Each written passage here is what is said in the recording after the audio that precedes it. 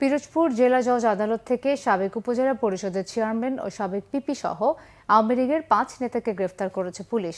এ সময় বিএনপি নেতাকর্মীদের ক্ষোভের মুখে পড়েন তারা। 18 অক্টোবর দায়ের হওয়া একটি মামলায় দুপুরে তাদের গ্রেফতার করা হয়। গ্রেফতারকৃতরা হল পিরোজপুরের ইন্দুরকানী উপজেলা পরিষদের সাবেক চেয়ারম্যান এম মতিউর রহমান, সাবেক পিপি খান মোহাম্মদ আলাউদ্দিন, সাবেক জিপি শহীদুল হক খান পান্না, জেলা আওয়ামী লীগের সাংগঠনিক সম্পাদক শেখ ফিরোজ এবং ফিরোজের ছোট ভাই জেলা ছাত্রলীগের সাবেক সভাপতি ও যুবলীগ নেতা ইরতেজা হাসান রাজু। এদের মধ্যে আলাউদ্দিন একটি মামলায় গ্রেফতারি পরোয়ানাভুক্ত আসামি। বিভিন্ন থানায় তাদের বিরুদ্ধে একাধিক মামলা রয়েছে। উচ্চ আদালত থেকে জামিনে ছিলেন তারা। সকালে জেলা জজ আদালতে হাজির হয়ে জামিন আবেদন করলে আদালত শুনানির জন্য পরবর্তী দিন ধার্য করে। তবে তাদের উপস্থিতি টের পেয়ে আদালত প্রাঙ্গণে ভিড় করে বিএনপির নেতাকর্মীরা। আদালত থেকে বের হওয়ার সময় তাদের উপর হামলা হয়। পরে পুলিশ তাদেরকে সেখান থেকে উদ্ধার করে।